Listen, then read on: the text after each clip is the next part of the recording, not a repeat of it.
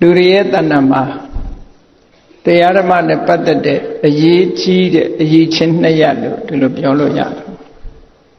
အနည်းဆုံးသီလနဲ့ပညာသိက္ခာသုံးပါးမှာသီလသမာဓိပညာလို့ဒီလိုဆိုထားတဲ့နေရာမှာဒီနေရာမှာသမာဓိကိုထည့်မထားဘဲနဲ့သီလနဲ့ပညာလို့ဘာဖြစ်လို့ဆိုရတယ်လို့ဆိုရင်ပတ်ဝန်းကျင်နဲ့ဆက်ဆက်ပြီးနေတဲ့အခါမှာကိုချင်းသီလနဲ့ပညာဟာအရေးကြီးတယ်လို့ပြောသမာဓိဆိုတာတော့ပုဂ္ဂိုလ်ရဲ့အတွင်းမှာရှိတဲ့စိတ်ဓာတ်တည်ငြိမ်မှုပညာအတွက်အထောက်အကူပြုတဲ့သဘာဝတရားတစ်ခုသီလဆိုတဲ့သဘောတရားကပတ်ဝန်းကျင်နဲ့ဆက်ဆက်ပြီးနေတာဖြစ်တယ်ပညာဆိုတဲ့သဘောတရားကလည်းပတ်ဝန်းကျင်နဲ့ဆက်ဆက်မှုရှိတယ်ပေါ့နော်ဘယ်လိုဆက်ဆက်မှုရှိတော့လို့ဆို၅ပါးသီလပဲစဉ်းစားကြည့်အောင်သူများအသက်မတတ်ဘူးလို့ဒီများတဲ့တတ်ချင်းမှပါဏာတိပါဒမှရှောင်တယ်လို့ဆိုပတ်ဝန်းကျင်ရဲ့ထိခိုက်နစ်နာမှုရှောင်တာရှောင်တဲ့ပုဂ္ဂိုလ်အတွက်တည်းမဟုတ်ဘူးနော်ပါဏာတိပါဒမှရှောင်လိုက်တဲ့ဖြင့်ကိုယ့်ရဲ့ပတ်ဝန်းကျင်မှာရှိတဲ့တတ္တဝါတွေဟာချမ်းသာဒုက္ခရသွား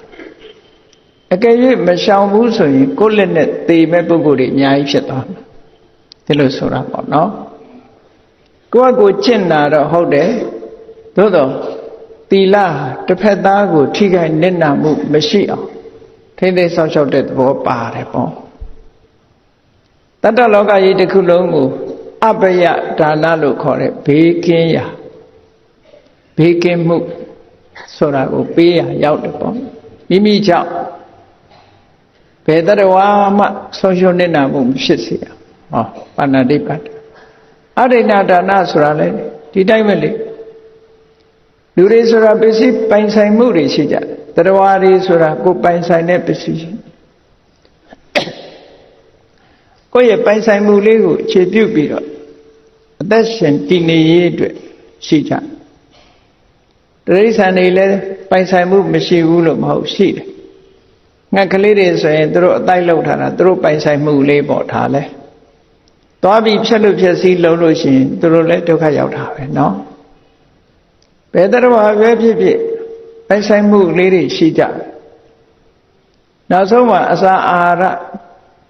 ကိုယ်ပါးစပ်ထဲရောက်လာကိုယ်နာရောက်လာကိုယ့်ရဲ့အစာအာဟာရပိုင်ဆိုင်မှုလေးတွေရှိအရိဏဒါနကမရှောင်ဘူးဆိုရင်လူစားလူရဲ့မှုဆိုတာတွေကြတစ်ဖက်သားကိုထိခိုက်တာပဲဒါပဲဟောအရိဏဒါနလုံလိုက်တာနဲ့တပြိုင်နက်ကိုယ့်ကြောင့်သူများပစ္စည်းတွေမပျက်စီးဘူးမဟုတ်ကာမိတုမိစ္ဆာစာရဆိုတာလဲထို့တူပဲမိမိကိုအကြောင်းပြုပြီးတော့မိသားစုတွေမှာစိတ်ဆင်းရဲမှုဆိုတာမဖြစ်ဘူးထိခိုက်နစ်နာမှုတွေအကျိုးမဲ့ဂုဏ်တရေမဲ့တဲ့ကိစ္စတွေမဖြစ်ဘူးမုဒ္ဒဝါဒကရှောင်ကျင်လိုက်တဲ့ဖြင့်တစ်ဖက်သားမှာအလိမ်မခံရတော့စိတ်ချမ်းသာမှုတွေအများကြီးရသူရမေရိယကရှောင်ကျင်လိုက်တဲ့ဖြင့်အသိဉာဏ်ရှိတဲ့လူတစ်ယောက်ဖြစ်ပြီးအများအကျိုးကိုဆောင်ပိုးသက်ဆောင်နိုင်တယ်အကယ်၍အယက်သေးစာတောက်စားလို့မူးရနေတဲ့ပုဂ္ဂိုလ်တစ်ယောက်ဆိုမိသားစုကဒုက္ခရောက်တယ်အယက်ဆွဲနေတယ်မူးရစေပါဆွဲနေတယ်မိသားစုကနံပါတ်1ဒုက္ခရောက်တယ်ကျန်တဲ့ပုဂ္ဂိုလ်တွေလည်းသူ့ကိုအကြောင်းပြုပြီးကောင်းကျိုးချမ်းသာတွေမရသည့်အတွက်ကြောင့်တိုင်းပြည်မှာလည်းလှုပ်အားတစ်ခုဆုံးရှုံးတယ်လို့ပြောလို့ရတာပဲเนาะ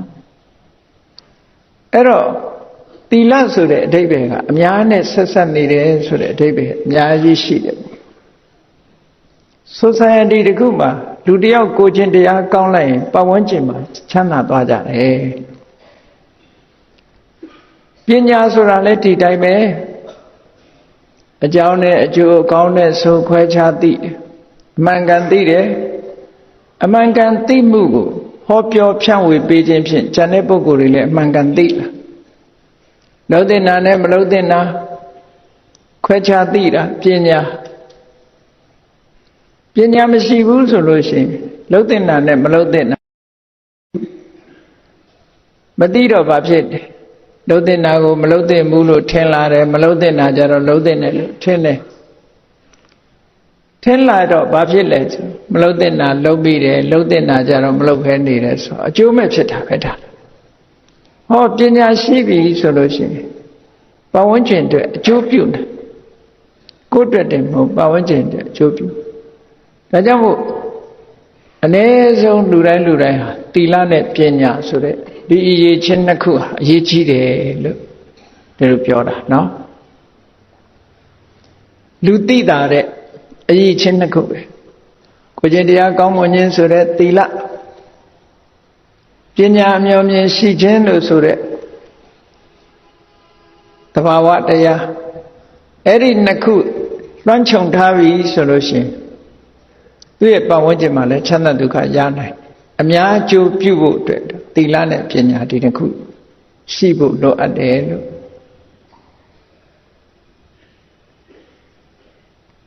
အ ਨੇ ဆုံးသီလရှိပြီဆိုလို့ရှိရင်လေကိုကျင့်သီလကိုအကြောင်းပြုပြီးတော့ပညာဆိုတာဖြစ်လာနိုင်တယ်ပေါ့သီလရှိပြီဆိုရင်ပညာလည်းဖြစ်ဖို့ရလမ်းစတွေ့တယ်ပညာရှိလို့ရှိရင်လည်းကိုကျင့်သီလစောင့်တည်ဖို့ရအတွက်လမ်းစတွေ့အဲ့တော့ဒီနှစ်ခုကအပြန်အလှန်အကျိုးပြုတယ်ဆိုတဲ့အဓိပ္ပာယ်ကိုသောဏဒါနတုတ်မှာမြတ်စွာဘုရားကိုပုံနာကြီးကလျှောက်ထားတဲ့စကားတစ်ခုမှတ်သားစရာတစ်ခုပေါ့သူပြောတဲ့စကားနဲ့ပြောမယ်ဆိုရင်ယထသီလံတထပညာသီလရှိမှပညာဆိုတာရှိနိုင်တယ်အပြန်အလှန်ယထပညာတထသီလံပညာရှိမှလည်းသီလဆိုတာရှိနိုင်တယ်ဆက်ဆက်မှုရှိတယ်ပေါ့ဒီတစ်ခုอ่ะเนาะသီလကနေပညာကိုဆေးကြောသွားတာပညာကနေသီလကိုဆေးကြောသွားတယ်ဒီနှစ်ခုပြန်သီလပရိဒေါတပညာပညာပရိဒေါတသီလံလို့ကိုကျင့်သီလရှိနေပြီဆိုရင်ကိုကျင့်သီလအကြောင်းပြုပြီးတော့ပညာတွေဖြစ်သွားတယ်ပညာရှိပြီဆိုလို့ရှိရင်လည်းကိုကျင့်သီလနဲ့ပြည့်ပြည့်စုံတဲ့ပုဂ္ဂိုလ်မျိုးဖြစ်သွားတယ်အပြန်အလှန်ထိမ့်ညှိထားတဲ့သဘောအဲ့ဒီသဘောကိုဆိုလိုတာเนาะဒါကြောင့်မို့လို့ကိုကျင့်သီလပြည့်စုံအောင်လုပ်ရမယ်ပညာရှိအောင်လုပ်ရဒီနှစ်ခုဟာဓမ္မရေးရမှာလည်းအရေးပါတယ်လောကကောင်းကျိုးဆောင်ရွက်တဲ့နေရာမှာလည်းအရေးပါအဲ့ဒီရေးပါတဲ့အရေးချင်းနှစ်ခုနဲ့တန်တရားဝကလွတ်ဖို့ဆိုတာလည်းအရေးပါသီလပရိဒေါတပညာပညာဆိုတာသီလနဲ့စေကြောပြရတယ်သီလရှိလာလို့ရှိရင်ပညာရှိဖို့ဖြစ်လာတယ်ဘယ်လိုရှိနိုင်သလဲဆိုဆက်ဆက်မှုလေးတွေကိုတွေးကြည့်ဒါလေးတွေကခွင်းဆက်ကလေးတွေသီလရှိပြီဆိုရင်ဘာရှိလာတော့သီလရှိပြီဆိုရင်သီလံအဝိပတိတာရာယသီလရှိပြီဆိုရင်စိတ်နှလုံးရှင်သာမှုစိတ်နှလုံးအေးချမ်းမှုဆိုတာရှိလာဟုတ်တယ်ကိုချင်းသီလရှိတဲ့ပုဂ္ဂိုလ်တယောက်ဟာအမှားတစ်ခုမှမလုပ်ဘူးဆိုရင်ပြစ်ကင်းနေတယ်ပြစ်ကင်းတယ်လို့ဆိုတဲ့ပုဂ္ဂိုလ်တယောက်ဘယ်ချိန်ပဲဖြစ်ဖြစ်ကိုယ့်ကိုအားကိုးယုံကြည်မှုရှိတယ်ငါဘာမှမလုပ်ဘူးအပြစ်ကင်းတယ်ဟောအပြစ်မကင်းတဲ့အလုပ်တစ်ခုလုပ်ထားတဲ့လူဆိုရင်ကိုယ်စိတ်ကလန့်နေတတ်တယ်နော်သူများမသိနိုင်အောင်ကိုယ့်ဟာကိုယ်ငါမဟုတ်တာလုပ်ထားတယ်ဆိုတာကိုယ့်ဟာကိုယ်စိတ်မလုံဘူးလို့ခေါ်ကြတာပေါ့နော်ကိုယ့်ဟာကိုယ်စိတ်မလုံသီလရှိပြီဆိုရင်အဲ့ဒါမျိုးမဖြစ်တော့ဘူးတဲ့အဲ့ဒါကိုပြောတာကိုယ်သီလကိုတတိယတိုင်းမျက်နှာမဲ့သွားစရာမရှိဘူးမဟုတ်တာလှုပ်ထားတဲ့ပုဂ္ဂိုလ်ကကိုယ့်ဟာကိုယ်ပြန်တွေးလိုက်တိုင်းမျက်နှာမဲ့စရာဖြစ်လာတယ်မျက်နှာမဲ့စရာစိတ်နှလုံးမကြည်မသာဖြစ်စရာဝိပတိတာရလို့ခေါ်တယ်ဟောသီလရှိလာပြီဆိုရင်ဝိပတိတာရဆိုတာမရှိဘူးဝိပတိတာရဆိုတာ ပတိဆိုတာပြန်ပြီးတော့တာရဆိုတာအမှတ်ရတယ်ကိုလှုပ်ထားတဲ့အလုပ်တစ်ခုပြန်အမှတ်ရရင်မဲ့သွားတတ်တယ်မကောင်းတာလှုပ်ထားတဲ့ပုဂ္ဂိုလ်ကောင်းတာလှုပ်ထားတဲ့ပုဂ္ဂိုလ်ကပြန်တတိယလေးဝမ်းသာလေးပြန်တတိယရင်ပြုံးမိတယ်ပေါ့ဒီလိုဆိုလိုတာပေါ့နော်အဲ့ဒါကိုဝိဆိုတာရုပ်ပြက်ဆင်းပြက်ပဋိတရဏပြန်ပြီးတော့အောင်းမိတာပြန်အောင်းမိလိုက်တာနဲ့ရုပ်ပြက်ဆင်းပြက်ဖြစ်သွားတာဝိပတိတာရအဲ့ဒါလို့ရုပ်ပြက်ဆင်းပြက်ဖြစ်မသွားဘူးဆိုတာအဝိပတိတာရမြန်မာလိုအဓိပ္ပာယ်ပြန်တဲ့အခါစိတ်နှလုံးကြည်တာတယ်လို့ဒီလိုပြောတာနော်ဟုတ်တာသီလရှိရင်အဝိပတိတာရလို့ဆိုရင်စိတ်နှလုံးအေးချမ်းမှုရတယ်ဒါပြင်စိတ်နှလုံးကြည်တာတော့ဘာဖြစ်လဲဆိုရင်အဝိပတိတာရောပါမောဇ္ဇထာယစိတ်နှလုံးကြည်နေတဲ့ပုဂ္ဂိုလ်ဟာရှေ့ဆက်တွေးလိုက်တာဝမ်းမြောက်သွားတယ်ပါမောဇ္ဇပိုအားကောင်းလာတဲ့ဝမ်းသာမှုဖြစ်တယ်ဝမ်းသာတော့ဘာဖြစ်လဲပါမောဇ္ဇပိတ္ထာယပီတိတွေဖြစ်လာတယ်ပီတိဆိုတာဖြစ်ဖူးကြလိုက်ပဲပေါ့နော်စိတ်ထဲမှာနှစ်ချိုက်ပြီးတော့ကျေနပ်ပီတိဟုတ်ပြီပီတိဖြစ်ရင်ဘာဖြစ်လဲပတ္တတထာယကိုယ်လည်းငြိမ်းချမ်းစိတ်လည်းငြိမ်းချမ်းအေးလို့ပူပန်မှုတွေမရှိတော့ဘူးပတ္တတိဖြစ်ရင်ဘာဖြစ်လဲပတ္တတကာယောဒုက္ခံဝေဒယတိကိုယ်စိတ်နှလုံးအေးချမ်းသွားတဲ့ပုဂ္ဂိုလ်ဟာချမ်းသာတာပေါ့တဲ့စိတ်ချမ်းသာမှုကိုယ်ချမ်းသာမှုရစိတ်ချမ်းသာကိုယ်ချမ်းသာတော့ဘာဖြစ်တုံးဆိုရင်ဒုက္ခိနောစိတ်တံတမာတိယတိချမ်းသာပြီဆိုမှစိတ်ကတည်ငြိမ်မှုရတာတဲ့ဟောဒါသီလကဆက်နွယ်ပြီးတော့တမာတိဖြစ်လာပြီးတော့တမာတိရှိလာပြီဆိုရင်တော့ဘာဖြစ်လဲဆိုယထာဘူတညာနာတတနာအမှန်အကန်သိတယ်အမှန်အကန်မြင်တယ်ဟောကြည်ပညာကိုသီလကအထောက်အကူပြုဖို့ဒီလိုမှန်သီလရှိတာနဲ့ဘယ်လိုလုပ်ပညာရှိတယ်လဲအဲ့ဒီနည်းနဲ့ပညာရှိတယ်လို့ဒီလိုမှတ်သားရတယ်နော်ပရိစ္ဆသမုပ္ပါလိုပဲဒါရှိရင်ဒါရှိမယ်ဆိုတဲ့ပရိစ္ဆသမုပ္ပါလေပရိစ္ဆသမုပ္ပါဆိုတာဒါရှိလို့ဒါရှိဆိုပါစို့လျှက်စစ်ရှိသည့်အတွက်ကြောင့်ဘာဖြစ်လဲအလင်းရောင်နေရှိဟောဒီလိုပေါ့ဒီတစ်ခုရှိရင်ဟိုတစ်ခုရှိလားအတိလရှိလာပြီဆိုရင်ဆက်လိုက်အဆက်နောက်ဆုံးမှာယထာဘူတညာနာတတနာအမှန်ကန်သိခြင်းနဲ့အမှန်ကန်မြင်ခြင်းဉာဏ်တစ်ခုတည်းကိုပဲညာနာလို့လည်းသုံးတယ်ထသနာလို့လည်းသုံးဘာဖြစ်လို့လဲဆိုတော့ဉာဏ်ရဲ့အမှတ်သားကသိခြင်းအမှတ်သားရှိတယ်သူ့ရဲ့သဘာဝသိတတ်တယ်သူ့ရဲ့ဆောင်ရွက်မှုဆောင်စွမ်းနိုင်မှုကမြင်တာနော်သိတယ်မြင်တယ်ဆိုတာဉာဏ်ရဲ့အမှတ်သားနဲ့စွန့်ရည်တတ္တိကိုဖော်ပြောတဲ့စကားတစ်ခုဒါမှမဟုတ်ယထာဘူတညာနာတတနာယထာဘူတဆိုဘူတဆိုတာတကယ်ဖြစ်တဲ့အတိုင်းညာနာသိတယ်တတနာမြင်တယ်ဟောပညာဆိုတာသီလရှိရင်ရလာတယ်အဲ့ဒါကိုဆိုလို့တယ်သီလပရိဒေါတာပညာကိုသီလကနေဆေးကြောပေးလိုက်တဲ့အခါကျတော့ပညာတွေထက်မြက်လာတယ်လို့ပြောလို့ပြတာ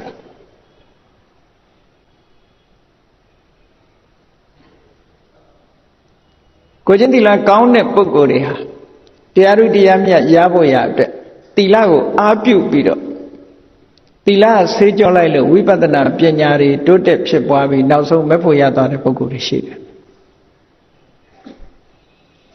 ပညာကိုတိုးမြင့်တဲ့နေရာမှာ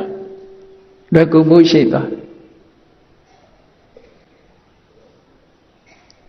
ကိုချင်းသီလကိုအာယုံပြုလိုက်တာနဲ့စိတ်ထဲမှာဝမ်းသာတော့ဝမ်းမြောက်မှုဖြစ်တော့ပီတိဖြစ်တယ်ပီတိဖြစ်တော့ပတ္တိဖြစ်တော့ဒုက္ခဖြစ်တော့တမာတိဖြစ်ရာနေပြီးတော့ယထာဘူတညာနာတတနာတဲ့ဒီလိုဖြစ်တာမဟာသတိပဋ္ဌာန်သုတ် အဖွင့်ထက္ကထာမှာရေးထားတဲ့တိတ္တယဟန်ရဲ့ဝတ္ထုဆိုလို့ရှိရင်လေအမွေကိစ္စနဲ့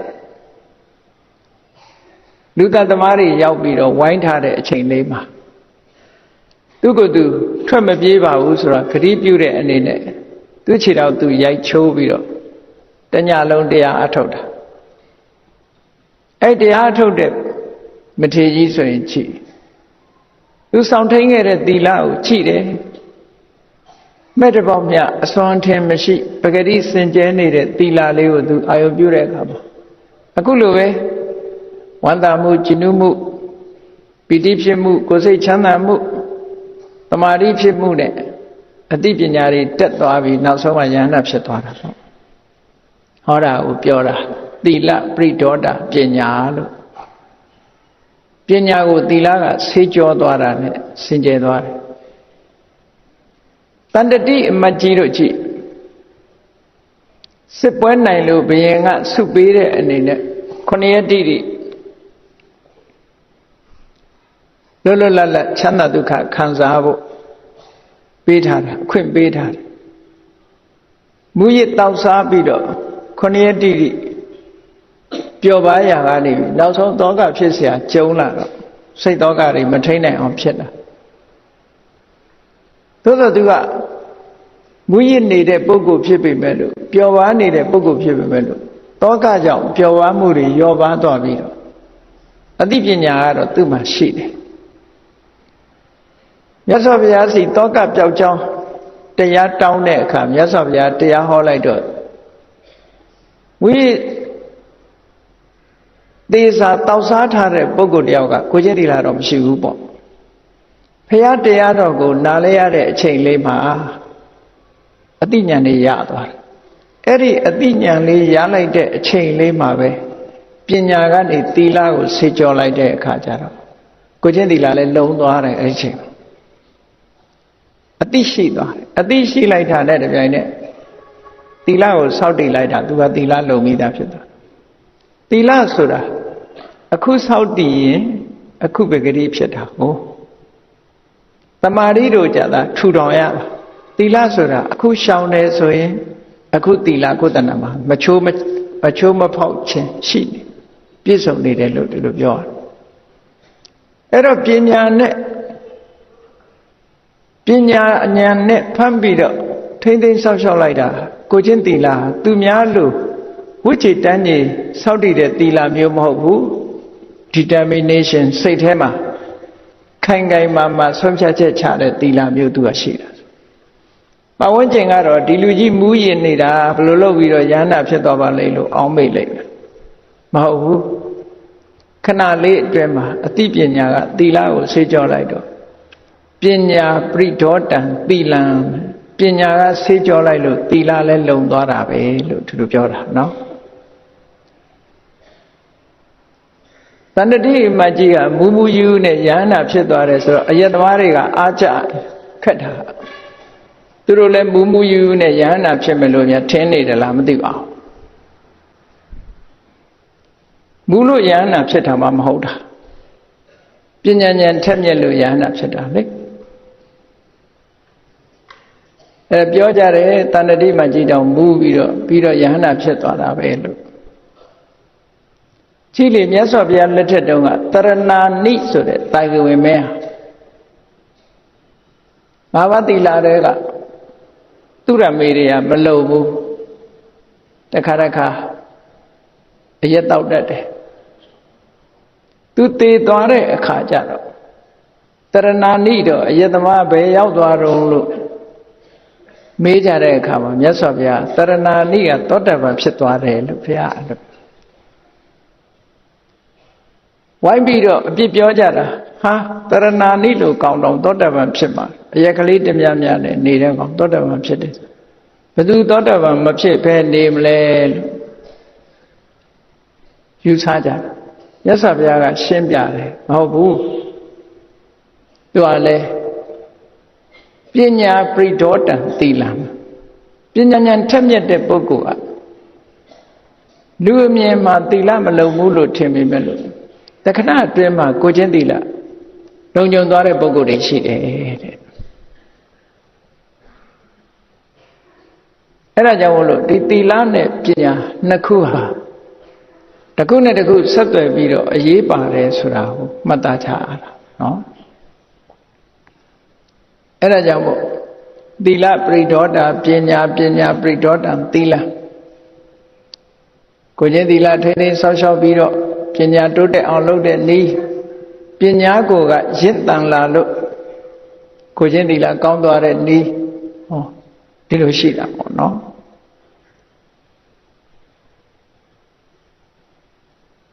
ဘယ်လောက်ဆိုးစွမ်းတဲ့ပုဂ္ဂိုလ်ပဲဖြစ်ဖြစ်ပညာထက်မြက်လာပြီဆိုလို့ရှိရင်နောက်ဆုံးမှယန္တာပုဂ္ဂိုလ်ဖြစ်တယ်နိုင်ငံကျော်လူသက်သမားကြီးဖြစ်တဲ့အင်္ဂုလိမာလကြည့်ပါလားဘုရားနဲ့တွေ့တဲ့အခါမှာကိုချင်းသီလလုံသွားတာပဲလေကိုချင်းသီလလုံသွားတာသူ့အတွက်ကတော့အမှန်တမ်းအရေးပါဘာကြောင့်လုံတာတော့ဆိုပညာကြောင့်မို့လို့ပဲသူကလူသက်သမားလုံနေပြီမဲ့လို့ပညာရှိတယ်သူကမြတ်စွာဘုရားရဲ့စကားလေးတစ်ခွန်းကသူ့ဘဝကြီးကိုပြောင်းလဲသွားစေတာဓာထမ်းပြီးတော့ဘုရားကိုတတ်မယ်ဆိုပြီးနောက်ကလိုက်တာမမိတဲ့အခါကျတော့လှမ်းអော်တယ်တိဋ္ဌသမဏကိုတော်ရလိုက်နဲ့អော်တာမြတ်စွာဘုရားကတခွန်းနဲ့ပဲပြောတာငါကရပ်နေတာပါတဲ့မင်းမရပ်ဖို့လိုပါတယ်အဲ့ဒီစကားဟာတမန်ပုဂ္ဂိုလ်တွေကြားလို့ကတော့ဘာမှမထူဘူးလို့ထင်သူ့ဘဝကိုတော့သူနားလဲသွားတယ်သူစဉ်းစားတာဒီကိုယ်တော်ကသွားနေတဲ့တန်းနဲ့ငါကတော့ရပ်နေတယ်မင်းပဲရပ်ဖို့လိုတယ်လို့ပြောသွားရဲ့တန်းနဲ့သူရပ်နေတယ်လို့ပြောတာအဓိပ္ပာယ်ရှိတယ်ဘာကြီးပဲပြောတာလဲငါမေးမယ်ပေါ့ဒီကိုယ်တော်ကလိန်ပြောမဲ့ကိုယ်တော်မျိုးမဟုတ်ဘူးမြင့်မြတ်တဲ့သူတော်စင်ဖြစ်တယ်အဲ့ဒီမှာသူကမေးတာသွားရဲ့တန်းနဲ့ဘာလို့ရပ်တယ်လို့ပြောတာလဲဆိုမြတ်စွာဘုရားကရှင်းရှင်းလေးပဲလေငါပါဏာတိပတ္တအလုပ်တွေမလုပ်တော့ဘူးတဲ့အကုသိုလ်တွေအကုန်ရပ်လိုက်ပြီမင်းကမရပ်သေးတာတဲ့မင်းကအကုသိုလ်လုပ်တွေကိုမရပ်သေးဘူးတဲ့ဆက်လုပ်နေတော့ငါကတော့အကုသိုလ်တွေအကုန်ရပ်လိုက်ပြီမရှိတော့အဲ့ဒါကိုရည်စူးပြီးတော့ပြောတာလို့ဆိုသူတခါတည်းပါလာတဲ့ဓာတ်တွေပြစ်ချပြီးတော့ဖះရှိဒူးထောက်ပြီးရဟန်းဖြစ်သွားတာပဲလေအဲ့ဒီအချိန်ကနောက်ထပ်ဘယ်တော့မှဒီဓာတ်ကိုပြန်မကင်တော့ဘူးလေပြန်မကင်တော့ဘူးဒါပညာရဲ့စွမ်းရည်တတ္တိလို့ခေါ်တယ်ပညာရဲ့စွမ်းရည်တတ္တိပညာကနေသီလကိုဆွေးကြောသွားတာဟောပါဏာတိပါဒဝေရမဏိလို့အချိန်ချင်းဆိုးနေပြီမဲ့လို့ကိုယ်လာကြိုက်တဲ့ခြင်းလေးတွေဖတ်ခနဲ့ရိုက်လိုက်သေးတာနော်ကောင်းလောင်လေးတွေတွေ့တတ်လိုက်သေးတယ်ဆိုရင်တော့အလေးနဲ့မဆိုသေးတဲ့အဓိပ္ပာယ်ရောက်တယ်ပေါ့နော်အဲ့တော့ပညာရင့်တန်လာပြီဆိုလို့ရှိရင်လေကိုချင်းတရားကောင်းသွားတာလို့ဒီလိုပြောတာအဲ့ဒါကြောင့်မလို့ဒီတစ်ခုဟာအမှန်တမ်းအရေးကြီးတယ်အဲ့ဒါနဲ့ပတ်သက်ပြီးတော့မြတ်စွာဘုရားဟောကြားတဲ့သုတ်တန်တစ်ခုတည်းမှတ်တမ်းတင်ထားတဲ့ဟာတစ်ခုဒီကနိကေမှာလာတဲ့သောဏထန္တသုတ်ဆိုတာရှိတယ်သောဏထန္တပညာတတ်ဗေဒကျမ်းတတ်ပုံနာကြီးတယောက်သူကအင်္ဂတိုင်းကစံပါမြို့မှာဘယင်ကအနေနဲ့အုပ်စိုးပြီးတော့နေတာဗေမိသာရမင်းကြီးကမကရာတိုင်းကနေပြီးတော့အင်္ဂတိုင်းကိုသိမ့်ပိုက်လိုက်သိမ့်ပိုက်ပြီးတော့အင်္ဂတိုင်းမကရာတိုင်းတိုင်းနှစ်တိုင်းပြည်နယ်ကြီးနှစ်ခုပေါ့နိုင်ငံကြီးနှစ်ခုအုပ်ချုပ်တဲ့ဘုရင်လုပ်နေတာအဲ့ဒီမှာအင်္ဂတိုင်းမှာရှိတဲ့စံပါမြို့ဟောဒီသောဏရဏကိုဘုရင်ကံအနေနဲ့ခံထားလိုက်တယ်ပုံနာပညာတတ်ပေါ့ဗြဟ္မဏပညာတတ်တရားကြတော့မြတ်စွာဘုရားသခင်ကိုရောမြတ်အဲ့ဒီအင်္ဂတိုင်းကိုခရီးသွားရင်းနဲ့စံပါမြို့ရောက်လာ Sampa Sura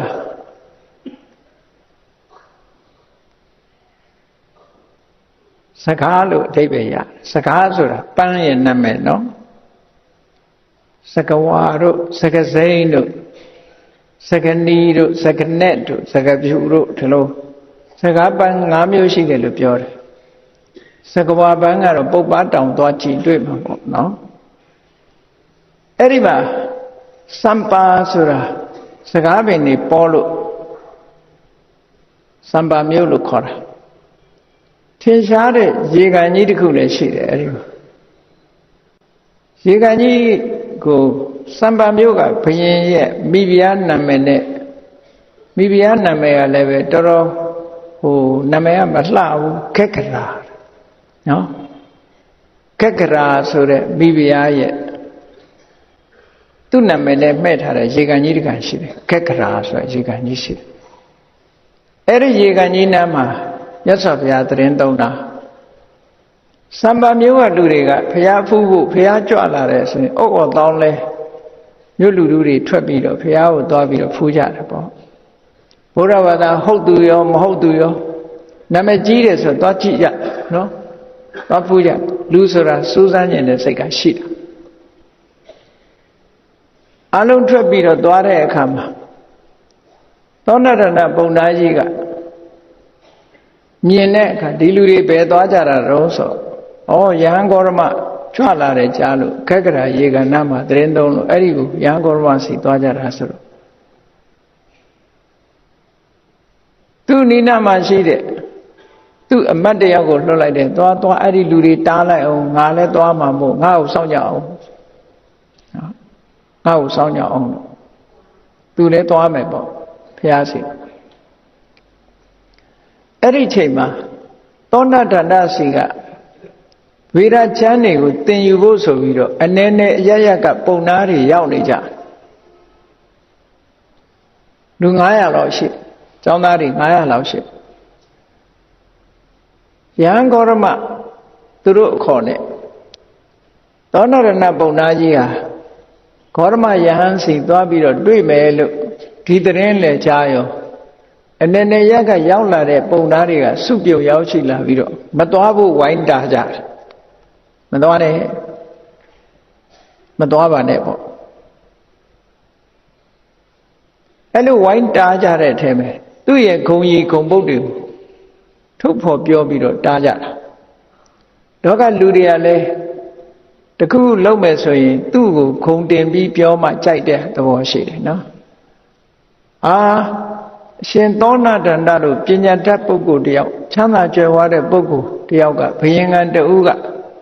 Yangorama thought to pay comlevel. Twitching to have a lad with an apple. Ah, Tilubioja. Elupioro Donatanga Daga, Piampiore, Erimatua, Shimpiare. To the law, Yasavia, Condi to a top of your Mohude, Minungabiora, Natanya own it. Nagave thought to it in there so that a Johnny Nabiobia made. June, John and Join, Loga Ludariga, knowledge already. Pavaji, Kobiore is a Gadakua, reasonable people, logical people, ye cheated more. Shuti, Shishi, Nepura Polo. Erotona Dandaga. Tu see Pinya Layu, the Ponari, Pioja, Mobu, the Yangorma, Nahabe, or Twithin. Yangormaha. Mimiate, a muga, Muipala, the Boko, Tacha Musura, Eddie Kika, Lisa, Lumute Mucheket. Etacha Muriga, Evdama, Name Shide, Sati, Sako, Tendaniama, Name Shide, Muda repeated. Eddie, a muga, Neviro, Muipala, the Boko, to the Mumiate, Enia Nagama. Sawada Tongara Soro. Outdanza, we Matuabu Dua, no? Tedanza Bogo Sobiro. Tadine. Now the Kuyan or Maha. Sweetie Muri, Sombiro, Tingawola, the Bogo. Adwadu Yame. ဆွေတွေမျိုးတွေစွန့်ရုံနဲ့မကဘူးအမတန်များများလှတဲ့ပိုင်ဆိုင်မှုတွေကိုစွန့်ပြီးတော့ရဟန်းဝတ်လာတာဒါကြောင့်မို့ငါသွားတွေ့ရမယ်တဲ့အခုကရဟန်းဂေါတမငယ်ငယ်ရွယ်ရွယ်နဲ့အရွယ်ကောင်းပထမအရွယ်လေးမှာရဟန်းဝတ်လာတဲ့ပုဂ္ဂိုလ်ဖြစ်တယ်တဲ့အဲ့တော့ပထမအရွယ်ဆိုတာတတရားရနဲ့တွက်လို့ရှိရင်33နှစ်ကိုပထမအရွယ်ခေါ်တာပေါ့ပထမ33နှစ်ဒုတိယ33နှစ်တတိယ33နှစ်ပေါ့တစ်နှစ်ပဲခြားထားတာနှစ်တရားနဲ့တွက်ထားတာเนาะအဲ့တော့ပထမအရွယ်တင်းမှာပဲ29နှစ်မှာရဟန်းဖြစ်လာတဲ့ပုဂ္ဂိုလ်ဖျားဖြစ်ပြီဆိုတော့35နှစ်ပေါ့เนาะအဲ့နောက်ပိုင်းမှာအသက်ငယ်ငယ်ရွယ်ရွယ်ရဟန်းဖြစ်လာတဲ့ပုဂ္ဂိုလ်ဖြစ်လို့ချီးကျူးလေးစားတိုက်တဲ့ပုဂ္ဂိုလ်ဖြစ်တယ်ငါကပဲသွားတွေ့တယ်မိဘတွေရဲ့ဆန္ဒမပါပဲမိဘတွေငိုကြွေးနေတဲ့အချိန်မှာပဲလောကကြီးကိုအိမ်တော်ရေးကိစ္စအိမ်တော်တဲ့ဘဝကိုစွန့်ခွာပြီးတော့သင်္ကန်းဝတ်လာတဲ့ပုဂ္ဂိုလ်ဖြစ်တယ်ဒါကြောင့်မို့ငါသွားတွေ့ရမယ်နောက်တစ်ခုကယဟန်ဂေါတမရုပ်အစင်းအမတန်မှလှပအဲ့ဒါလည်းဂုံတကုံပဲချောလို့သွားတွေ့ရမယ်ဆိုတဲ့အဓိပ္ပာယ်ပေါ့နော်ဟုတ်တာပဲတချို့ကြတော့သွားကြည့်ရင်စိတ်ပြက်ပြန်လာမှာပေါ့နော်ရုပ်အစင်းလှပပြီးတော့ကြည့်ပြောရှုပြောအမတန်မှတင့်တယ်တယ်ဆိုတာကြတော့သွားကြည့်ကြဒါလူတွေရဲ့သဘာဝကိုပြောတာပဲလူတွေကတိပြမပြောနဲ့တောတောင်ตายရင်တောင်သွားကြည့်တာပဲလေဘယ်အပြင်ตายရတယ်ပင်လေကမ်းခြေကตายရတယ်ဆိုตายရတဲ့ပင်လေကမ်းခြေသွားကြည့်တာဘယ်ဥယျာဉ်အပြင်လှတယ်ဆိုအဲ့ဒီဥယျာဉ်သွားကြည့်တာလူလည်းပဲဘသူချောတယ်ဆိုရင်သွားကြည့်တာအဲ့တော့ယဟန်ဂေါတမဟာလည်းအဘိရူပအလွန်ဆင်းလှတယ်ဒါကြောင့်မို့သွားကြည့်မယ်နောက်တစ်ခုကျတော့ကိုချင်းတရားတွေနဲ့ပတ်သက်တယ်ယဟန်ဂေါတမဟာကိုချင်းသီလအမှန်တမ်းကောင်းတယ်ဒါကြောင့်သွားကြည့်တယ်အပြောဆိုလဲအမှန်တမ်းလိမ္မာရင်ကြီးတယ်တဲ့ပြီးတော့ယဟန်ဂေါတမဟာတပိတာဝကတွေမြောက်များစွာရှိတယ်အများရဲ့ဆရာကြီးဖြစ်တယ်ပေါ့နောက်တစ်ခုကတော့ယဟန်ဂေါတမဟာသူတော်စင်ဖြစ်ပြီးတော့ကာမရာဂတွေကုံဆုံးပြီးတော့တကယ်သူတော်သူမြတ်ပုဂ္ဂိုလ်ဖြစ်တယ်ဒါကြောင့်မို့သွားကြည့်တယ်နောက်တစ်ခုကတော့ယဟန်ဂေါတမဟာကမ္မဝါဒီကိရိယာဝါဒီကမ္မဝါဒီဆိုတာကံတရားကိုလက်ခံတယ်ကိရိယာဝါဒီကုသိုလ်အကုသိုလ်နော်ကံတရားဟာလှုပ်လို့ဖြစ်တယ်အကုသိုလ်လှုပ်ရင်လည်းအကုသိုလ်ဖြစ်တယ်ကုသိုလ်လှုပ်ရင်လည်းကုသိုလ်ဖြစ်တယ်လို့ဆိုတာကိုကိရိယာဝါဒီလို့ခေါ်တယ်ကုသိုလ်အကုသိုလ်မရှိဘူးကုသိုလ်ဆိုတာလှုပ်လို့လည်းမရဘူးအကုသိုလ်ဆိုတာလှုပ်လို့လည်းမရဘူးဆိုအကရိယာဝါဒလို့ခေါ်တယ်ဒီပုရဏကတ္တဝရဲ့ဝါဒအကရိယာဝါဒလှုပ်မဖြစ်ဘူးဆိုတဲ့ဝါဒ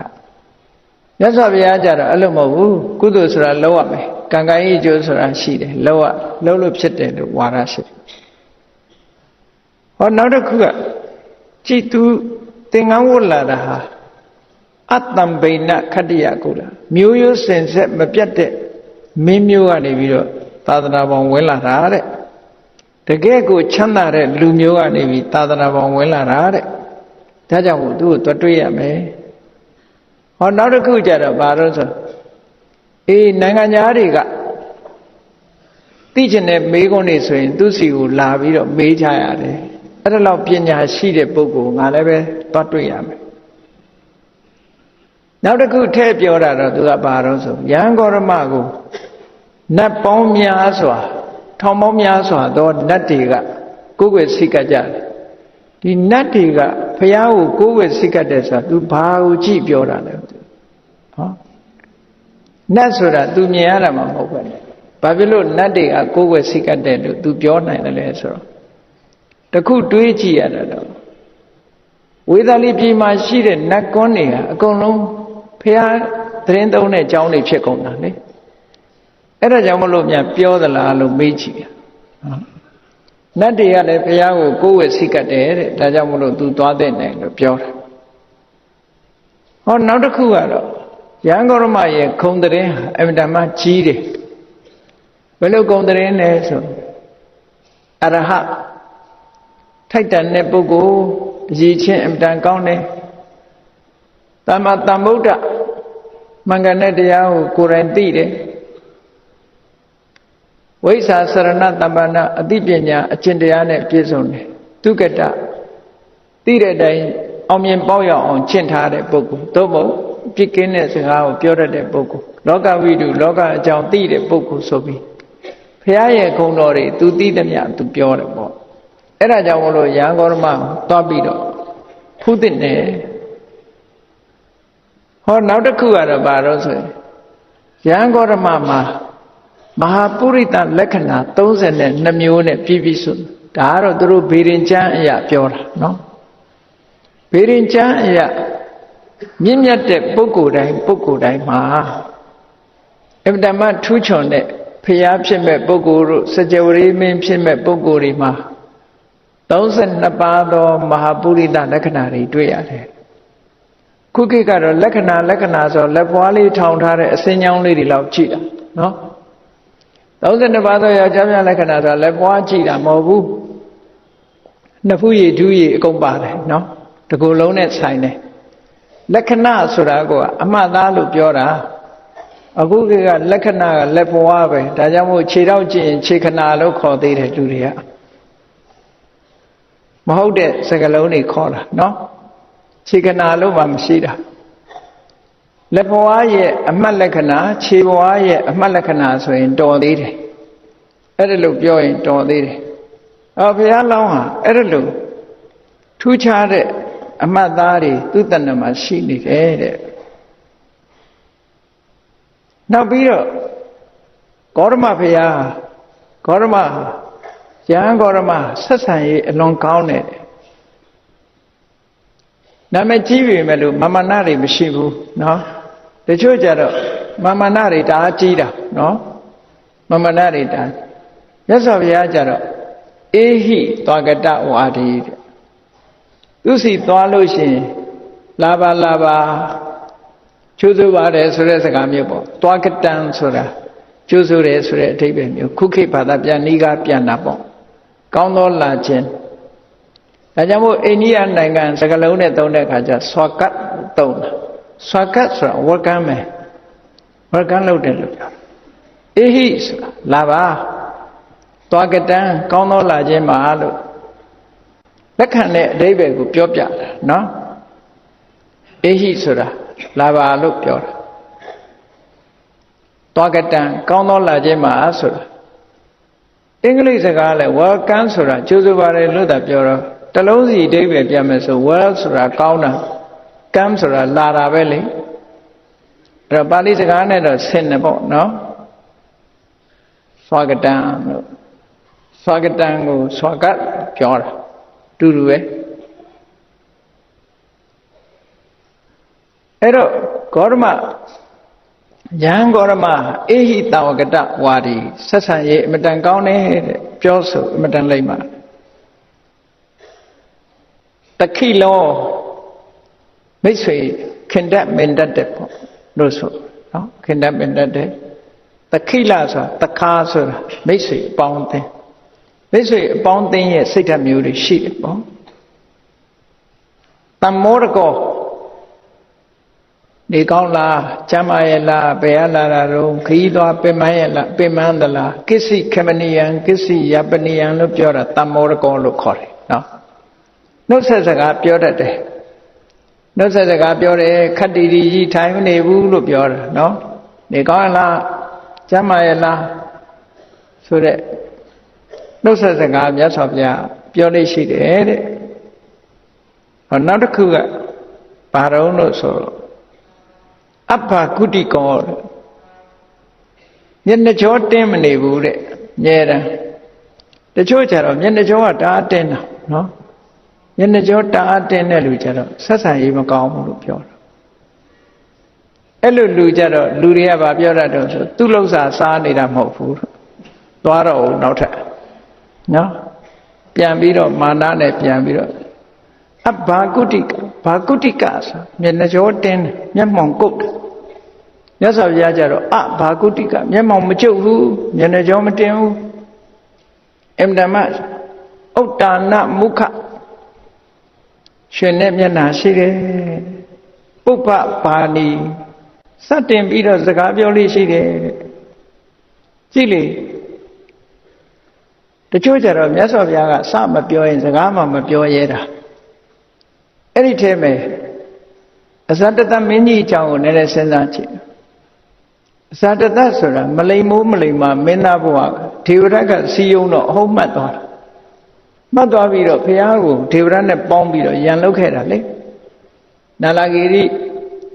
ဆင်ကြီးကိုအရက်တိုက်လွတ်ထားတော့အစလေးသမားတွေစီစဉ်ပြီးတော့ဒေဝရတ်ရဲ့အစီအစဉ်တိုင်းအားပေးအားမြောက်လုပ်ထားတော့မြတ်စွာဘုရားကိုတတ်ဖို့ကြံတဲ့အလုပ်တွေထဲမှာသူကပါဝင်ပတ်သက်ပြီးတော့လုပ်တာဘုရားပေါ်မှာအကြီးကျယ်ပြစ်မှားခဲ့ဒေဝရတ်မြေမြူတဲ့အခါမှာသူလည်းကြောက်သွားအဲ့ဒီကြောက်သွားတဲ့အခါကျတော့သူဘုရားစီသွားခြင်းတယ်သိသွားခြင်းတယ်ဘုရားနဲ့တွေ့ခြင်းနောက်ဆုံးမှာဇောင်းမုံလာပြည့်နေ့လာကလည်းအမတမသားနေတဲ့အချိန်ဘုရားစီသွားခြင်းတော့သူကစကရိတ်တန်းတာပေါ့ဒါတာလိုက်တာညာဂျာတွေလည်းပွင့်ပြီးတော့အမတမသားရတဲ့လားဒီလိုနေ့များဘုသူစီသွားရကောင်းမလဲသွားရကောင်းမလဲလို့ပြောတဲ့အခါကျတယောက်ကထပြီးမက္ကလိဂေါသလစီသွားရအောင်မြင်ကြီးကသဘောမကျပုရဏကသဘာစီသွားရအောင်ဘာဖြစ်လို့တော့ဆိုအမတ်တွေကလည်းသူတို့ဆရာစီသူတို့ပို့ရင်သူတို့ကယာရုတိုးမှာခွင့်ရေးတွေရတော့ကိုယ်ဆရာစီကိုခေါ်ကြတာဖះကိုးကွယ်တာကဇီဝကတယောက်ပဲရှိတယ်အဲ့နာဇီဝကကြီးကတော့ငြိမ်းတာမပြောမပြောတော့ဘယင်ကအားမလို့အားမရဖြစ်ပြီးတော့ဟေးတငယ်ချင်းတငယ်ဇီဝကမင်းကဘာလို့မပြောတာလဲပေါ့ဆိုတော့မှသူကဖះစီသွားဖို့တိုက်တွန်းတော့ဘယင်ကြီးကသွားခြင်းငိုခြင်းရဲ့လက်တို့ဖြစ်သွားတယ်သူသွားချင်တာလည်းအဲ့ဒီပဲဒါပေမဲ့မသွားရဘူးကြီးကျယ်ပြင်းမာထားတာအဲ့တော့ဘုရားစီသွားဖို့အတွက်ညကြီးဆိုတော့မြင်းနေနဲ့သွားလို့မတော်ဘူးမြင်းဆိုတဲ့အကောင်ကဆူတယ်လေခွာသန်းအဲ့တော့ဆင်နေနဲ့သွားမယ်ဆိုပြီးဆင်မ900အမျိုးသမီးတွေဆင်မော်တင်ပြီးတော့ဘုရင်ကြီးကအချမ်းရံနဲ့အဲ့ဒီဇီဝကရဲ့ဥယျာဉ်တဲ့ဥယျာဉ်ဘက်ကိုထွက်သွားတာဟိုရောက်တဲ့အခါကျတော့မြတ်စွာဘုရားနဲ့ယဟန်တွေဟာမန္တလမာလလို့ခေါ်တဲ့အဝန်းဝိုင်းဆောက်ထားတဲ့ဆောက်ဦးကြီးထဲမှာဓမ္မယုံကြီးဆိုတာလို့နော်အဲ့ထဲမှာဘုရားကအလဲဘိုးတိုင်ကြီးကိုမှီပြီးတော့ရှေ့ဘက်မျက်နှာလှည့်ထိုင်ယဟန်တွေကနောက်ကျောကနံရံကနေဝိုင်းပြီးတော့ထိုင်ကြတယ်ဒါဘုရားထိုင်ပုံထိုင်နေရအဲ့ဒီခေတ်ကဆောက်တာအဲ့လိုဆောက်ရှေ့ဘက်ကိုမျက်နှာလှည့်ထိုင်ယဟန်တွေကဘုရားဘက်ကိုမျက်နှာလှည့်ပြီးအနောက်နံရံမှီပြီးထိုင်ကြပြောင်းနိုင်လေးမီးလေးထွန်းထားတာလျှက်စစ်မီးမရှိသေးဘူးအဲ့တော့အဇဒတမင်းကြီးရောက်လာတဲ့အခါကျတော့အရှိဘက်ကနေနောက်ဘက်လှည့်ထိုင်ဘုရားကိုစကားမပြောဝမှုသူဘာသာမှမသိဘာသာမှမသိရဟန်းတွေကလည်းငြိမ့်နေဘယ်သူမှစကားမပြောဘူးငြိမ့်နေကြတယ်အဲ့ဒီမှာသူ့စိတ်ထဲမှာတွေးမိတာဩငါသားလေးဥရိယဗတ္တဟာဒီယဟန်နေလို့ငြိမ်သက်နေရင်ကောင်းမှာပဲဒီဘယင်းသားတွေကလည်းပဲစွတ်တတာလေးတွေထမရဲ့ကျက်ငြိမ်ဖို့မရဘူးเนาะမိဘတွေကလည်းကိုသားသမီးမငြိမ်ရင်လည်းသူတို့ကဟိုချစ်ခင်တဲ့တန်ရောစင်နဲ့ကိုဆုံးမတာသိမရှိကြဘူးနဲ့တူပါเนาะအဲ့လိုငါသားလေးလည်းဒီလိုငြိမ်ရင်ကောင်းမှာပဲသူလက်နာဘာတော့ဆိုလို့ရှိရင်ငါအဖိုးပဲရောက်သွားတော့လို့မေးရင် तू ကဖြေရခက်တယ်အဖိုးငါဖမ်းပြီးထောင်ချပြီးတတ်ပလိုက်တယ်လို့ပြောရမှာဟုတ်ပေမိတာမင်းကြီးအဲ့ဒါဆိုလို့ရှိရင်ဟိုကလည်းပဲသဘောကျမှာလေအဲ့လိုဆိုလို့ရှိရင်ငါလည်းပဲငယ်ငယ်ရွယ်နဲ့အဖေတတ်ပြီးတော့နမ်းယူမှာပဲလို့စိတ်ကူးရတော့မှ तू ကြောက်တယ်အဲ့ဒါစိတ်ကူးရတော့မှကြောက်တယ်အဲ့ဒါကြောင့်မို့လို့ဒီယဟန်နေငြိမ်သက်တယ်လို့ငြိမ်သက်ရင်ကောင်းပါပဲလို့စိတ်ထဲတွေးနေတော့မြတ်စွာဘုရားကစပြီးစကားပြောလိုက်တာမြတ်စွာဘုရားပြောတဲ့စကားကဘယ်နဲ့လဲမင်းကြီးချ ချစ်ခင်တဲ့ပုဂ္ဂိုလ်စီစိတ်ရောက်နေသလားဆိုတဲ့မေးခွန်းလေးအရင်မေးလိုက်တယ်နော်သူသားလေးကိုသူချစ်တယ်လေချစ်တဲ့လူစီစိတ်ရောက်နေသလားလို့ဆိုတော့အဲ့ဒီကြတော့မှသူကဖွင့်ပြောတာတပည့်တော်သားလေးဥရိယပဒကိုအမတ္တမချစ်ပါတယ်အဲ့ဒါပြောတာပုပ္ပဘာတိမြတ်စွာဘုရားရှင်းဥစွာစပြီးပြောလို့ရှိတယ်လို့ဒီလိုဆိုတာနော်အဲ့ဒါကြောင့်မလို့မြတ်စွာဘုရားဟာဆက်ဆံရေးအမတ္တမကောင်းတယ်လို့ဒါကသောဏတန္တကပြောပြတဲ့စကားတွေဟောနောက်တစ်ခုကဂေါရဝမြတ်စွာဘုရားကိုပရိသတ်၄ပါးကလေးစားကြတယ်တဲ့ဘိက္ခုပရိသတ်ဘိက္ခုနီပရိသတ်ဥပဒကဥပတိကာမဆိုပရိသတ်နောက်လူတွေနတ်တွေအများစုကလည်းအယောသိပြုကြတယ်ရဟန်းဂေါရမရောက်ရှိလာတဲ့မြို့ရွာဒေသမှာဆိုရင်မမြင်ရတဲ့ဘလူတရေတွေကလူတွေကိုညှင်းဆဲလေးမရှိကြဘူးဆိုလိုတော့ရဟန်းဂေါရမရောက်လာလို့ရှိရင်အဲ့ဒီရက်မှာအန္တရာယ်ကင်းကင်သွားတာနာမည်ရှိနေတာနော်အန္တရာယ်ကင်းသွားတယ်ဘုရားကြွလာတာနဲ့တကယ်နဲ့အန္တရာယ်ကင်းသွားဟောနောက်တစ်ခုမှာရဟန်းဂေါရမသူ့နောက်ကတပည့်ပရိသတ်တွေအမြင့်မေတ္တာများလို့တပည့်ပရိသတ်အပေါင်းရဲ့လေးစားရတဲ့ဆရာကြီးတူလည်းဖြစ်တယ်တဲ့အခုလိုဂုဏ်သိက္ခာတွေရလာတာဟာတမန်အားဖြင့်ရတာမဟုတ်ဘူးသူ့ရဲ့အကျင့်သီလနဲ့အတတ်ပညာကြောင့်ဖြစ်တယ်ဗေမိတာရမင်းကြီးကလည်းကိုယ်ဝယ်စိတ်ကတ်တယ်ကောသလမင်းကြီးကလည်းကိုယ်ဝယ်စိတ်ကတ်တယ်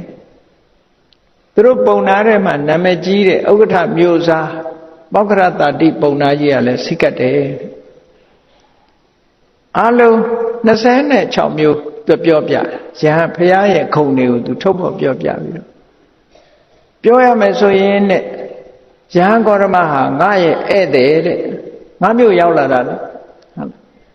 ငါရဲ့ဧည့်သည်ဖြစ်နေပြီတဲ့ဧည့်သည်ဖြစ်ရင်အိမ်တယ်ကတွေ့ရမှာပေါ့တဲ့ဟောဒါလူယဉ်ကျေးမှုအရာနော်ဧည့်သည်ဆိုတာအိမ်တယ်ကဧဝံပြုရမှာပေါ့တဲ့ဒါကြောင့်မို့လို့ငါပဲသွားတဲ့မှာတဲ့ရဟန်းဂေါရမရဲ့အည်ချင်းတွေကဒီလောက်မကဘူးတဲ့ဒါငါသိတဲ့လောက်ပြောတာလို့အကျိုးသိအကြောင်းသိရှင်းပြလိုက်တဲ့အခါကျတော့ဝိုင်းတားကြတဲ့ပုံသားတွေကလက်ခံနေဒီလိုဆိုရင်ကျွန်တော်တို့လည်းလိုက်ပါမယ်ဆိုပြီးတော့လိုက်တော့ကြခိုးရောက်တဲ့အခါကျတော့ပုံသားကြီးကနည်းနည်းတော့လန့်တယ်မြတ်စွာဘုရားအမှန်တမ်းအရှိန်ဝါကြီးကဟိုရောက်တော့သူစိတ်ထဲမှာမလုံမလဲဖြစ်ပြီးတော့စိတ်ညစ်နေတာဘာတော့လို့ဆိုတော့ကြာငါအမြလူကြားတဲ့မေကွန်းမေးလိုက်လို့ငါဖြေတာကိုယ့်ကာဖြစ်လို့ရှိရင်ရဟန်းဂေါရမကဟာဒါဒီလိုမေကွန်းငါမေးလိုက်လို့မှားသွားမယ်ဆိုရင်ဟာဒီမေကွန်းမျိုးဒီလိုမမေးရဘူးလို့ပြောလိုက်ရင်ငါအဆက်ကွဲလိုက်မယ်တဲ့အဲ့ဒါလည်းကြောက်တယ်တွေးပြီးတော့တခါရဟန်းဂေါရမကမေကွန်းမေးလို့ငါဖြေလိုက်ရင်လေပုံနာမေးခွန်းဆိုတာဒီလိုမဖြေရဘူးလို့ဆိုပြောလိုက်ရင်လူကြားတဲ့ငါအဆက်ကွဲအောင်မယ်တဲ့သူတော်အချက်ရိုက်အဲ့ဒါလို့ဒီနားကလှည့်ပြန်သွားရင်ကောင်းမလားလို့စိတ်ကူးမိတယ်အဲ့ဒါလို့လှည့်ပြန်သွားရင်လည်းငါပြောကြမှာတဲ့ရဟန်းဂေါရမမတွေ့ဝလို့လှည့်ပြန်သွားတယ်ဆိုပြီးတော့ငါပြောလို့မှာမဟုတ်ဘူးကြိတ်မိတ်ပြီးတော့ဒါဘုရားစီရောက်သွားတာခန့်လန့်လန့်နဲ့ရောက်သွားတယ်စိတ်မလုံဘူးသူအဲ့ဒါကိုမြတ်စွာဘုရားကသူ့စိတ်ကိုသိတယ်သိတာနဲ့ပဲသူဖြေနိုင်မဲ့မေးခွန်းကိုမြတ်စွာဘုရားမေးလိုက်တာတစ်ဖက်သားအကြက်တဲဖြစ်နေတာကိုကြက်တဲအောင်မလုပ်ဘူးမြတ်စွာဘုရားနော်သူဖြေနိုင်တဲ့မေးခွန်းလေးဘယ်လိုမေးလိုက်တော့ဆိုသူတို့နဲ့ပတ်သက်တဲ့မေးခွန်းပေါ့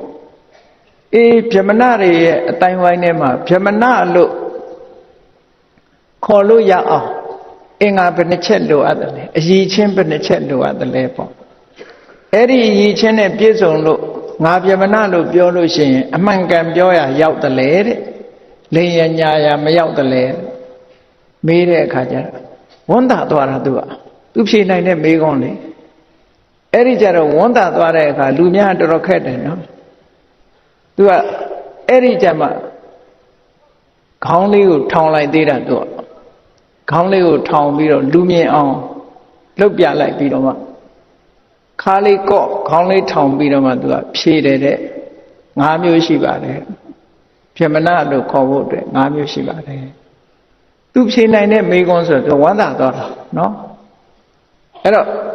အဲ့ဒီ5မျိုးကဘာတွေလဲလို့မေးတဲ့အခါကျပြမနာလို့ခေါ်ဆိုဖို့ရာအတွက်ကအမေဘက်ကရောအဖေဘက်ကရောမျိုးရိုးတန့်ရမယ်ဒါနံပါတ်1ဥပတော်သူစာတော်နှစ်ဖက်ကကောင်းကောင်းမွေးလာတဲ့ပုဂ္ဂိုလ်ဖြစ်ရနောက်တစ်ခုကဘာလို့ဆိုမန္တတရောဘေးရင်ကိုတစ်ဖက်ကဗေဒကျမ်းနေနဲ့ပတ်သက်ပြီးတော့ဗေဒ3ပုံကိုအပြီးသင်ကြားထားတဲ့ပုဂ္ဂိုလ်ဖြစ်ရပါရဂုဆိုတာဆုံးအောင်သင်တာကိုပြောတာနော်ပါရဂုဆိုတာဆုံးလမ်းဆုံးရောက်အောင်သင်ထားတာတချို့ကြတဝက်တစ်ပြက်နဲ့ပြီးတော့တာရှိတယ်လေစာသင်တာလည်းတဝက်တစ်ပြက်နဲ့သင်တာမျိုးဆုံးအောင်မသင်ဘူးဝေဒကျမ်းနဲ့ပတ်သက်လာပြီးတော့သူကဆုံးအောင်သင်ပြီးတော့တတ်မြောက်တဲ့ပုဂ္ဂိုလ်ဖြစ်ရမယ်တဲ့ဟောနောက်တစ်ခုကတော့အဗ္ဗဓမ္မရုပ်ချောတဲ့ပုဂ္ဂိုလ်လည်းဖြစ်ရမယ်ကိုချင်းသီလလည်းကောင်းရမယ်ပညာလည်းရှိရမယ်ဟောဒီ5မျိုး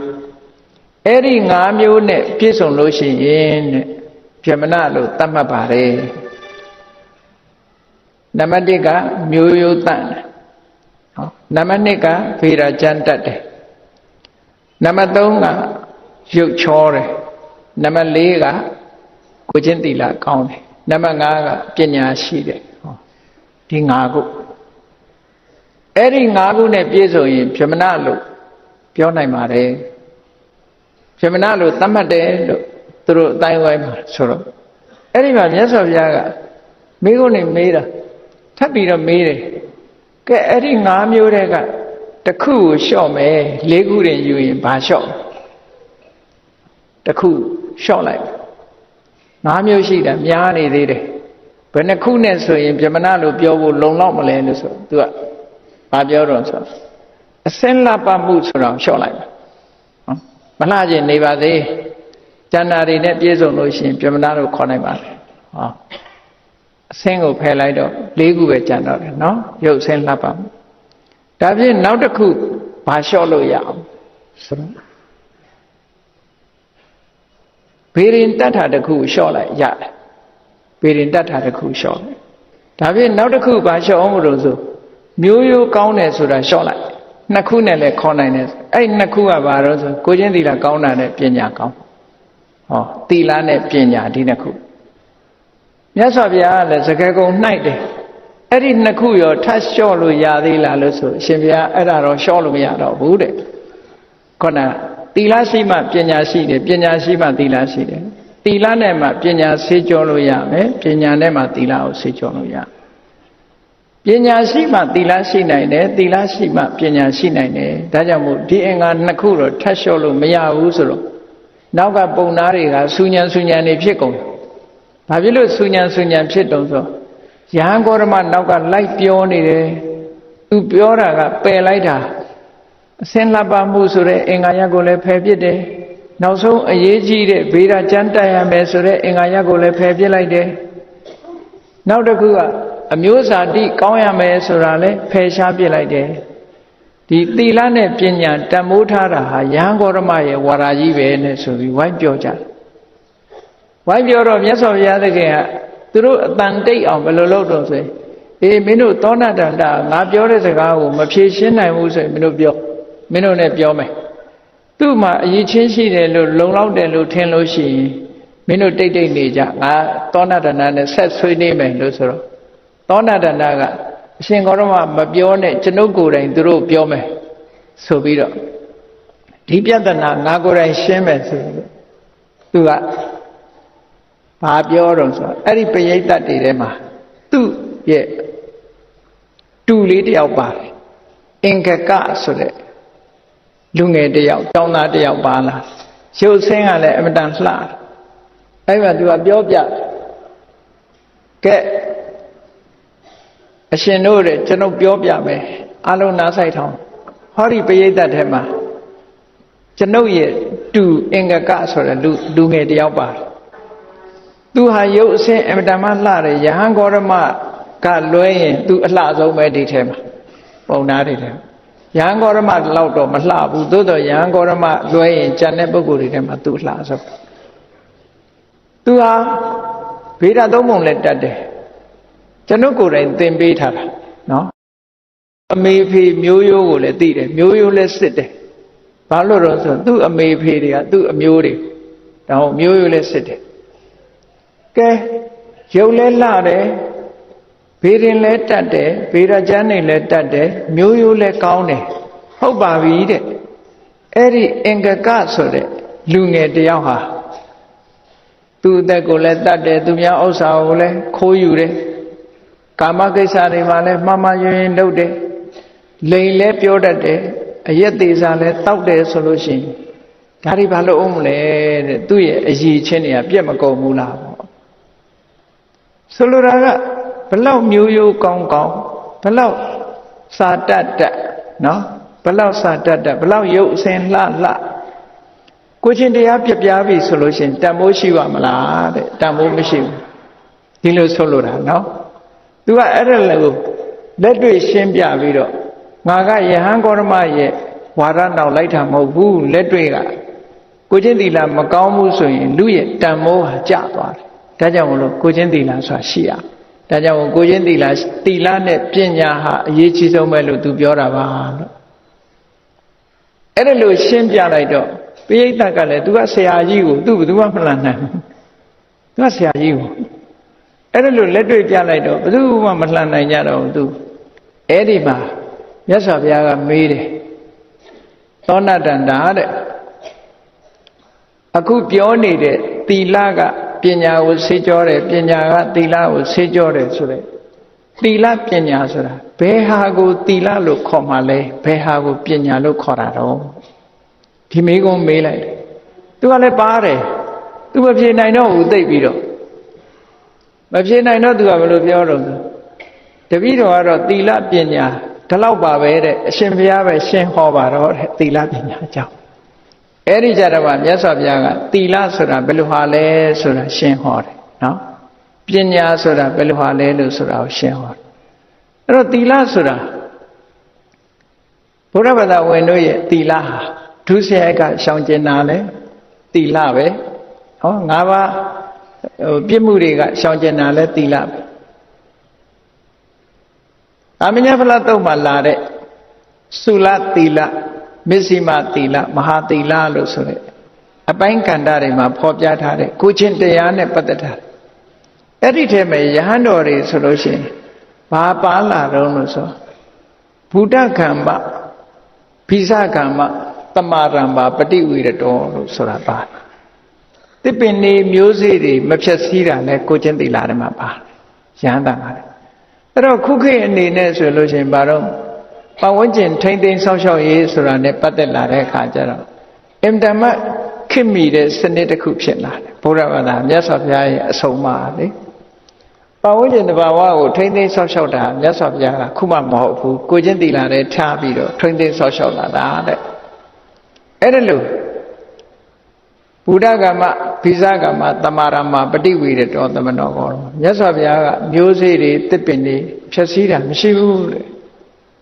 အဲ့တော့ကြားဘူးတယ်တိဘက်တရားလည်းပဲတစ်ပင်ဆိုရင်ဘယ်တော့မှမခုတ်ဘူးလို့ပြောတယ်တစ်ပင်မြက်တစ်ပင်မှာနတ်တွေရှိတယ်ဒါကြောင့်မို့လို့သူတို့ကတစ်ပင်ခုတ်ခြင်းကရှောင်ကြားတယ်လို့ဒီလိုပြောတာနော်ဗမာပြည်တော့ခုတ်လိုက်တာကုန်ပြီလေနော်ကုန်ပြီအဲ့တော့သူတို့ကတော့တစ်ပင်မခုတ်ဒါကြောင့်မို့လို့ပတ်ဝန်းကျင်ထိမ့်သိမ်းဆောက်ရှောက်ရေးမှာဘုရားအစလောက်လာခဲ့တယ်လို့ဒီလိုပြောရမှာပေါ့အေးကောင်းပြီသီလဆိုတာဟာနောက်ဆုံးမှာကိုချင်းတရားထိမ့်သိမ်းမှုနဲ့ပတ်သက်တာတွေအားလုံးကိုဘုရားဘာသာကဆိုလိုတဲ့သီလနောက်ဆုံးအိန္ဒိယကိုထိမ့်သိမ်းဆောက်ရှောက်တာလဲသီလပဲအစားအစာစားတဲ့အခါမှာဆင်ញင်တုံတရားနဲ့စားတာလည်းပဲသီလပဲအသက်မွေးဝမ်းကြောင်း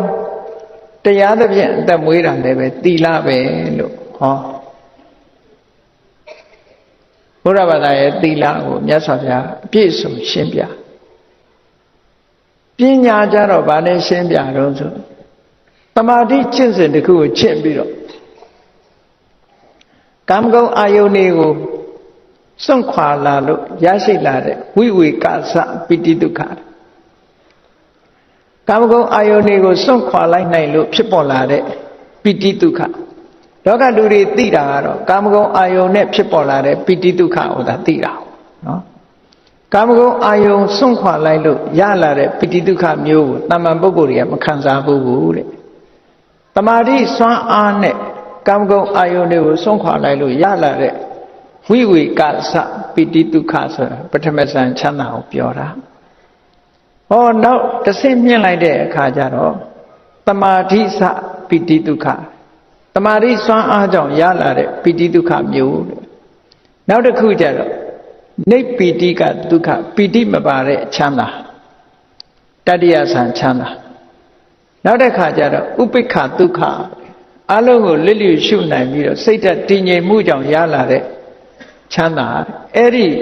ဇန်ချမ်းသာ၄မျိုးကိုပညာလို့မြတ်စွာဘုရားဟောတယ်တမာတိကိုမဟောဘဲနဲ့ဒီနေရာမှာပညာလို့ဟောတယ်အဲ့ဒီကနေပြီးနောက်ဆုံးဝိပဿနာကျင့်စဉ်တစ်ခုကိုကျင့်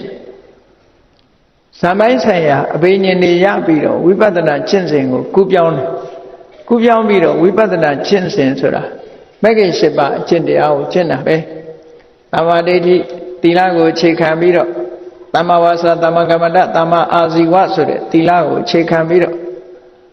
သမ္မာဒိဋ္ဌိသမ္မာသင်္ကပ္ပသမ္မာဝါယာမသမ္မာတတိသမ္မာသမာဓိဆိုတာ ਨੇ နော်ဝိပဿနာရဲ့အာယုံကို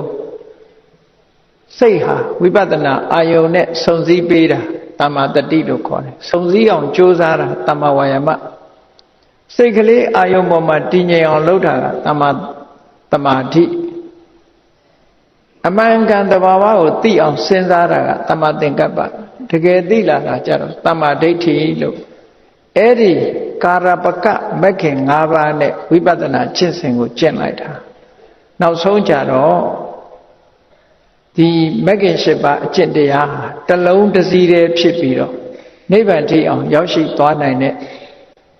ဒီစွမ်းအားတွေပြည့်လာတဲ့အခါကျတော့သောတပတ္တိမဂ္ဂသဂရဂါမိမဂ္ဂအနာဂါမိမဂ္ဂအရဟတမဂ္ဂလို့ဆိုပြီးတော့ဝိပဿနာကပို့ပေးလိုက်လို့ဆက်ရောက်သွားတဲ့မဂ္ဂ၄ဆင့်ကိုရောက်ရှိပြီးတော့သွားပြီးဆရာဖလလို့ဆိုတဲ့အကျိုးတရားတွေကိုလည်းထုတ်လို့တယ်အဲ့ဒါတွေဟာနောက်ဆုံးမှာအရဟတမဂ္ဂပညာနဲ့အရဟတဖလပညာဒီပညာဟာအမြင့်ဆုံးပဲလို့မြတ်စွာဘုရားသူတို့လက်လန်းမမီဘူး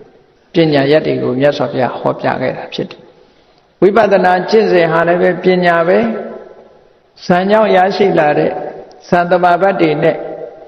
ဒီအဘိညာဉ်ဒီဟာလည်းပဲပညာပဲဝိပဿနာဟာလည်းပညာပဲဝိပဿနာကျင့်စဉ်ကြောင့်ပေါက်ရောက်အောင်မြင်လာတဲ့မဲ့ပညာဖို့ပညာတွေပဲအဲ့ဒီထိအောင်မြတ်စွာဘုရားရဲ့သာသနာတော်မှာသီလပညာဆိုတာ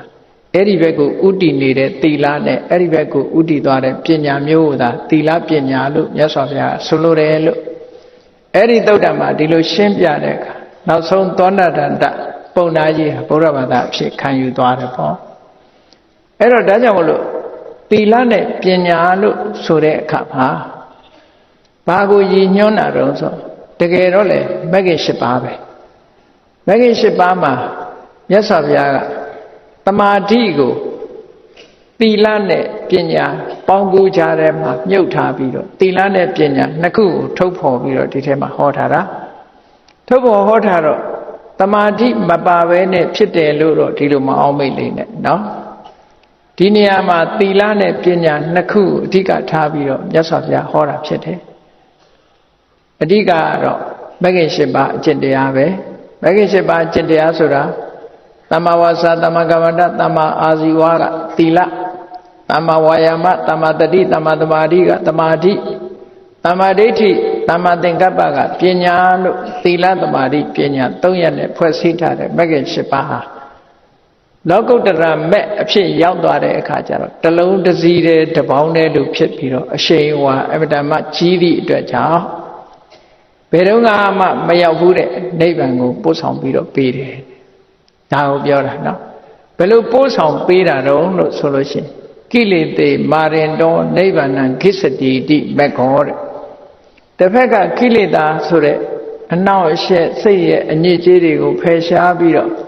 တစ်ဖက်ကနိဗ္ဗာန်ကိုပို့ဆောင်ပြီးတော့ပေးလိုက်တာဒါကြောင့်မို့လို့မက္ခလို့ခေါ်တယ်တဲ့တစ်ခုကိုဖယ်ရှားပြီးတော့တစ်ခုတည်းကိုရောက်အောင်ပို့ပေးလိုက်တာဒီအဓိပ္ပာယ်မျိုးကိုပြောတာအဲ့ဒါကြောင့်မို့လို့မက္ခဝိပဿနာကြတော့အဲ့ဒီအဆင့်ကိုမရောက်သေးသည့်အတွက်ကြောင့်ကျင့်တဲ့လမ်းစဉ်အနေနဲ့ပဲနိဗ္ဗာန်မက္ခတိခဝေတတိတိမေခောနိဗ္ဗာန်ကိုရှားတယ်ဆိုတဲ့အဓိပ္ပာယ်ကဝိပဿနာကိုဖော်ပြတာနော်နိဗ္ဗာန်နောက်တနည်းကနိဗ္ဗာန်နတ္ထိကေဟိမက္ခိယတိတိမေခောနိဗ္ဗာန်လိုချင်တဲ့ပုဂ္ဂိုလ်ရှာရမှာဘာရှာရမှာတော့ဆိုတော့ဝိပဿနာမက်ကိုရှာရမှာနော်ဝိပဿနာမက်ကိုရှာတဲ့အခါကျတော့နိဗ္ဗာန်ကိုဘယ်သူကပို့ဆောင်ပေးတော့ဆိုလို့ရှိရင်ဒီမဂ္ဂင်၈ပါးပဲပို့ဆောင်ပေးမှာနောက်ဆုံးမှာ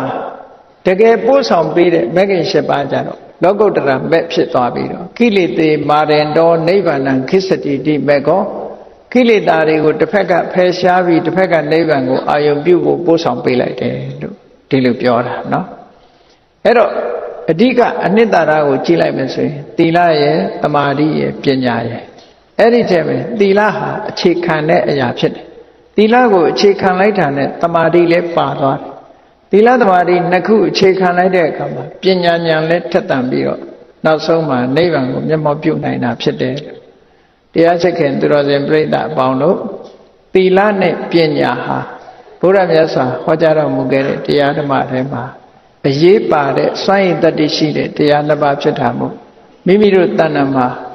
သီလကိုအခြေခံပြီးတော့ပညာရအောင်ကျင့်ကြံကြိုးကုပ်အားထုတ်နိုင်ကြပါစေကုန်သတည်း